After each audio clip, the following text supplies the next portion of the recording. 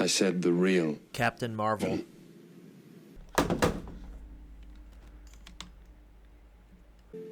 perfection.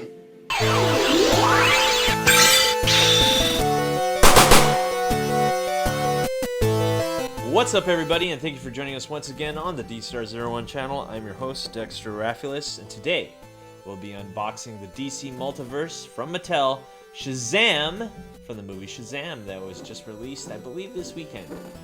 Saw the movie, really liked it, and I said, you know what, we gotta find the figure, and we gotta get him. Also, this was a viewer request. I know someone wanted me to find him and review him, and it took me quite a while to finally find him.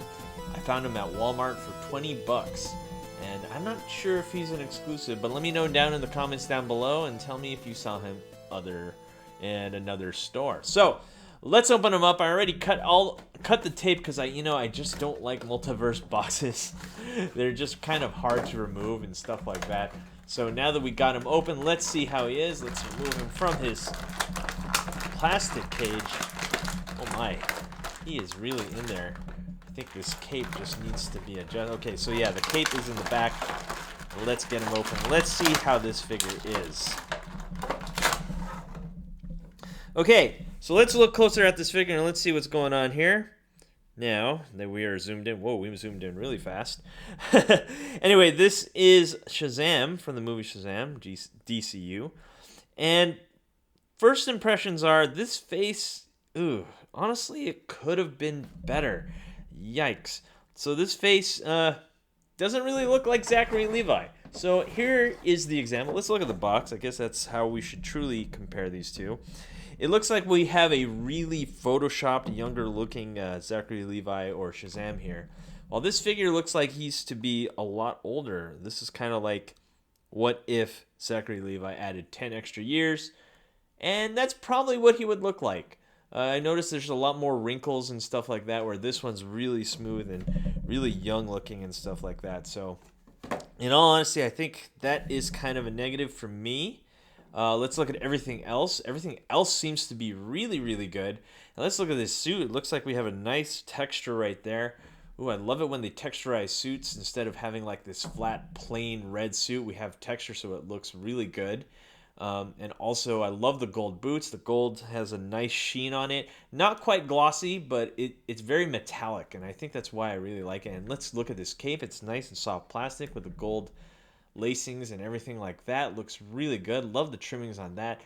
Absolutely love the suit and just overall how it looks. And let's not forget the Shazam symbol in the middle here. Look at that. When you look at the light shine off it, it has a really, really nice look to it.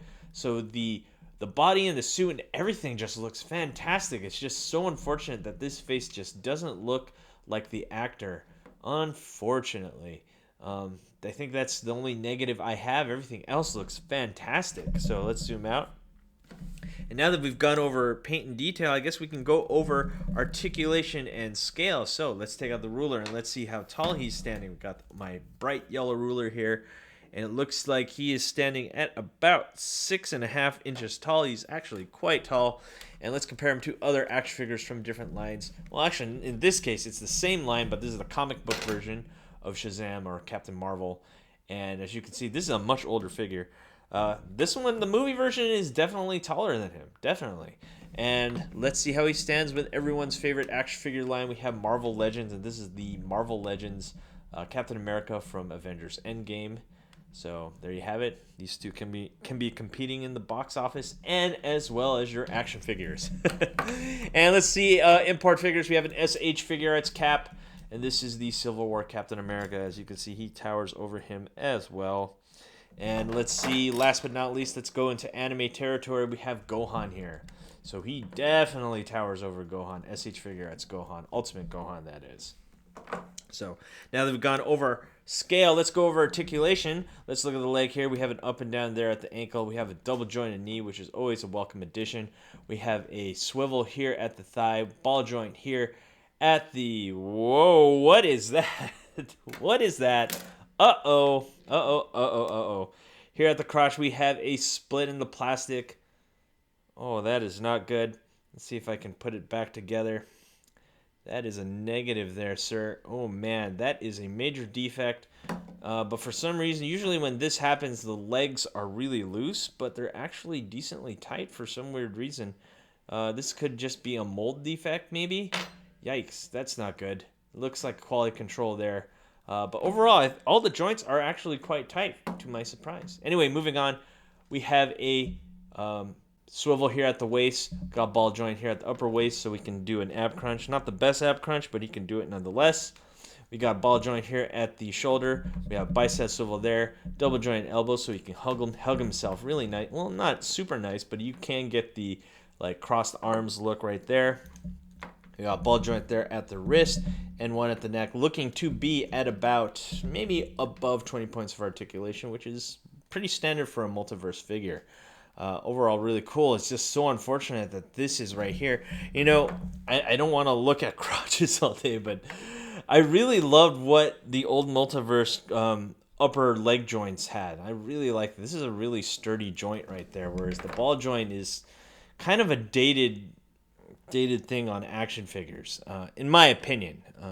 I know a lot of companies are trying to get away from it, and some are sticking with it. But honestly, the ball joint, it could be updated. I really wish it was like the old multiverse figures. Anyway, let's talk about accessories, because honestly, he doesn't really have much. What we have here is just pretty much like the Superman flying hands, and we have like slightly open hands, I guess. I don't know why you would have something like this, considering the fact that, well, he doesn't really do much. And he does do a lot in the movie. What I'm trying to say is this figure doesn't have effect pieces. And I really wish it came with effect pieces, like some lightning effects that would come out of his hands or something like that. But unfortunately, the accessories on this figure is quite low. Might as well just put on these hands and let's see how he looks. Let's do a one with open, and then we'll do one with a slightly open fist hand. And there you have it. You can get him something like that. So let's come up with a conclusion of this figure. My thoughts on it, honestly, the suit, the sculpt, and everything looks really fantastic. I love the texture, love the paint apps and everything like that. I don't have any bad paint apps on my figure. It's just unfortunate I have some quality control there at the crotch there, and this face could be much better. So overall, he's not bad, I'd have to say, because just pretty much he has more positives than negatives. So is he worth the $20? Yeah, I'd have to say, if you enjoyed the movie, this is definitely a good figure. It could be better, though, and that's just my honest opinion. Anyway, guys, thanks for watching. Do not forget to rate, comment, and subscribe. And also, I got to plug my store. Visit www.dstartoys.com for awesome action figures at a really good price. Anyway, guys, thanks for watching. Don't forget to rate, comment, and subscribe. We'll see you guys next time. Peace.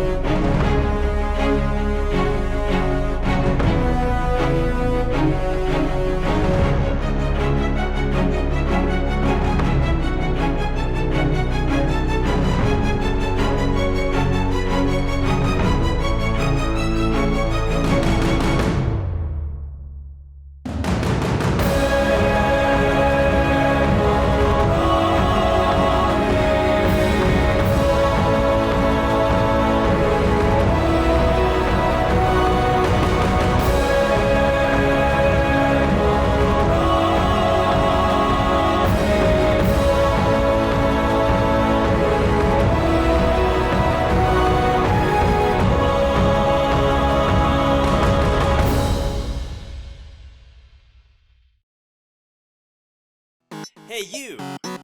Thanks for watching. Rate, comment, and subscribe. Where? Right here. Not there, right here. You. And thanks for watching. So, rate, comment, and subscribe. Right here, right there, right here. Yeah.